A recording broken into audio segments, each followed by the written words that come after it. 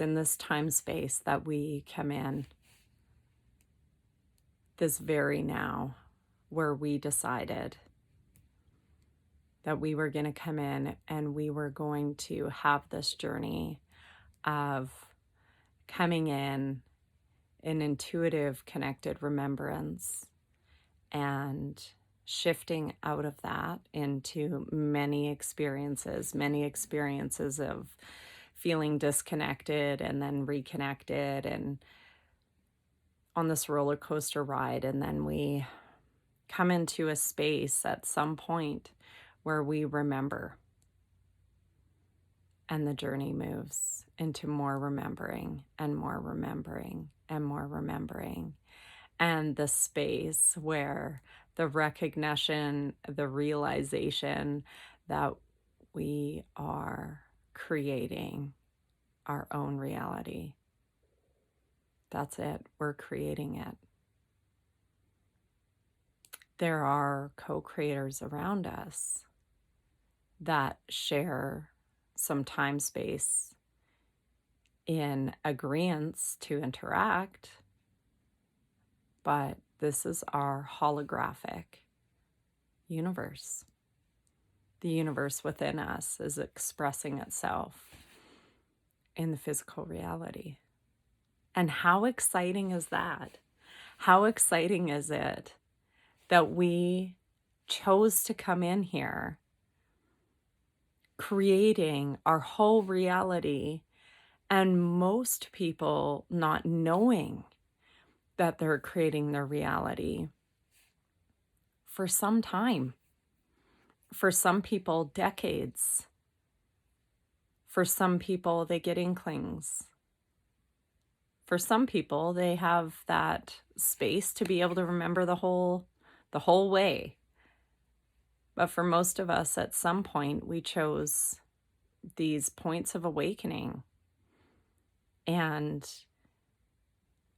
I don't see awakening as a one-time thing. It's the journey to awakening. Realizing deeper and deeper, which gets more simple and simple, at how we're truly creating our own reality. Truly. Everything in our reality is there because we asked it to be. We either asked it to be with excitement and joy and magnetism and love, or we called it in by saying, I don't want that, I don't want that, no, no, no, and all this resistance. Either way, it's creative energy. So that's the excitement. The excitement is in intentionally creating it. As soon as something shows up and you look at it and go, I don't know that I want it like that. I don't want that in my reality. Well, guess what? It's as simple as the recognition of the awareness and then going, hey, I know what I want. And then wait for that to show up because it's coming. It's coming right away. But as soon as we anchor into, I don't want that. That's not what I want. Why is that here? What? Then it's going to stay. So as long as we recognize in a witnessing state, that's why the yogis, that's why all these different religions and practices is about non-attachment. Because when you don't attach, it can simply drift past your presence and it's gone. That's it. So with the non-attachment, things can simply exist. You can witness them, you can feel them, you can decide if you have a preference for them or not, or they can just all occur and flow in and flow out. And we get to also choose that. How intentionally do we want to create? Do we just want to be the witnesser? Do we want to be more of an active participant in what we're creating? I personally love getting up in the morning and sitting in stillness with my cup of coffee, asking out loud, what do I want to create today? And there are many times where I just want to be. I don't have the need or inspiration to create anything more than what's already here. And I'm just going to exist in that. And I'm going to feel great about it. Maybe I'm going to go in my hot tub. Maybe I'm going to go for a walk in a place that I love and I visit every day. And I'm going to go be there.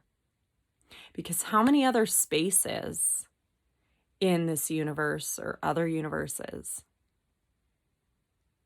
that freedom isn't there, where the missions are different. Here we come in as already skilled manifestors. I don't feel that we would be placed here without certain skills. And that's just what I've noticed in my own unique reality. And super cool if other people are experiencing something else. And in my unique universe, from within to my without, I just see that I came here to be in mastery. And I can choose not to be there. But I do find that when I've chosen not to be intentional, where I've chosen to just kind of, I don't know, like I just have gotten to a space where I'm like, I'm going to go with the flow and just see what comes. But I find that I'm not quite in the flow because all these things are happening because my thoughts are kind of all over the place. So I prefer to be more intentional, to have more meditation practice first thing in the morning. What do I want to create? What do I want from this time space in this day? And then as things are coming in, I'm feeling like not even that it's expected, but that's the flow for me, is being in the awareness. And then in that too is the excitement of, what I did do in that time space day, right? It's like this physical body, this beautiful technology that we all get gifted, and we go and we rest and our soul travels and we expand in other lifetimes. We connect in other realms. We bring back information from other realms as we go and visit other time spaces.